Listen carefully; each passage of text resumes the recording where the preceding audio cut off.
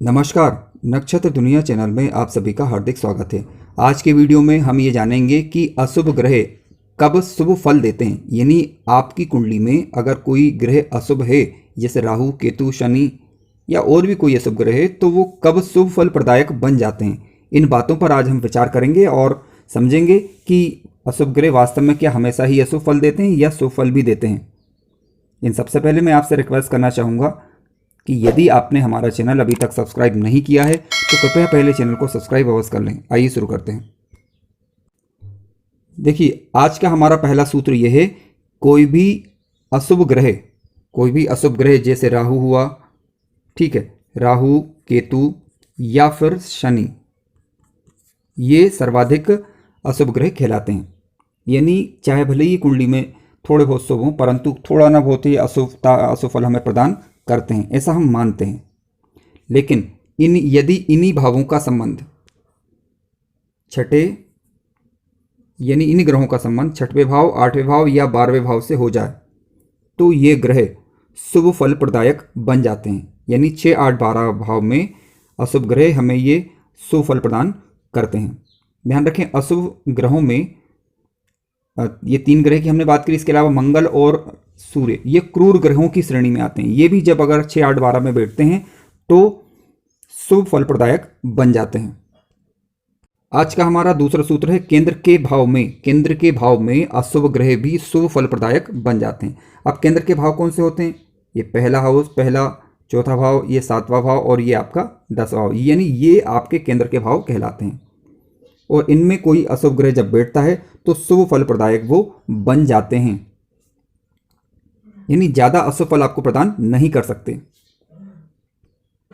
हमारा आज का अगला सूत्र है कि अगर अशुभ ग्रह किसी शुभ ग्रह से दृष्ट हो जाए, यदि कोई अशुभ ग्रह किसी शुभ ग्रह से दृष्ट हो जाए तो वह शुभ फल प्रदायक बन जाता है। मान लीजिए कि राहु ग्रह, ठीक है, ये राहु ग्रह मान लीजिए कि 11वें घर में बैठा हुआ है, इस पर कहीं से भी अगर गुरु की दृष्टि पड़ जाए तो ये जो ग्रह है वो आपका शुभ फल प्रदायक बन जाएगा, ठीक है। क्योंकि मान लीजिए गुरु पंचम बैठा हुआ है तो 7वीं दृष्टि से जो है 11वें भाव को वो देखेगा, तो ये यहाँ पर राहु ग्रह शुभ फल प्रदायक बन जाएगा। यानी इसकी अशुभता में जो है कमी आ जाएगी।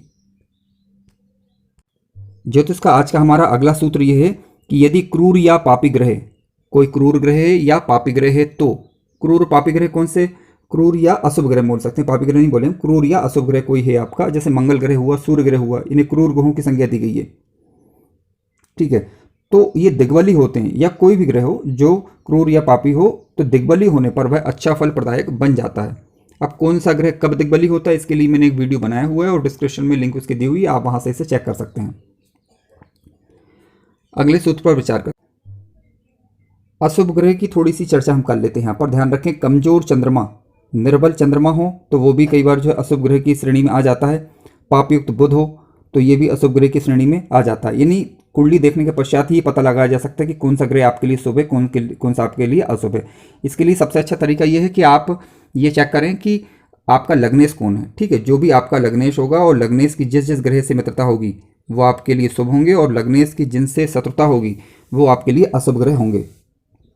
तो मैत्री चक्र में चेक करें, फिर तात्कालिक मैत्री चक्र और पंचधा मैत्री चक्र। तो सबसे बढ़िया तरीका यह है कि आप तात्कालिक मैत्री चक्र चेक करें और उसमें पंचधा मैत्री चक्र से उसकी पुष्टि कर सकते हैं।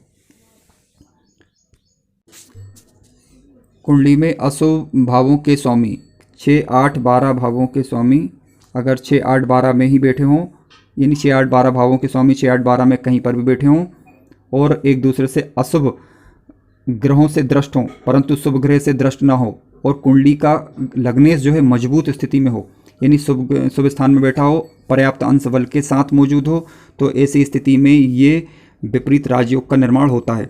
यानी जब भी आपके जीवन में विपरीत परिस्थितियां आएंगी उस समय ये शुभ फल प्रदायक बन जाएगा। जो भी ग्रह आपका विपरीत राजयोग का निर्माण करेगा उस ग्रह की दशा, अंतर्दशा या प्रत्यंतर दशा में हमें उसका लाभ देखने को मिलता है।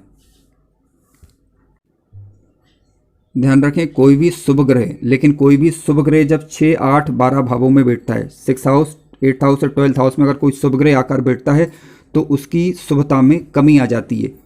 और व्यक्ति के जीवन में संघर्ष बढ़ जाता है। मान लीजिए कि लग्नेश 6 हाउस, 8th हाउस या 12th हाउस में बैठ जाए तो ऐसी स्थिति में लग्नेश कमजोर होगा, व्यक्ति के जीवन में संघर्ष की स्थिति बनेगी और यानी एक अवयोग का निर्माण हो जाएगा। कह सकते हैं कि हालांकि लग्नेश कहीं पर भी बैठ जाए उसे दोष नहीं लगता, परंतु उसके बल में कमी आ जाती है, यानी शुभता में कमी आ जाती है। तो ऐसी स्थिति में व्यक्ति को जीवन में ये संघर्ष की स्थिति निर्मित होती है।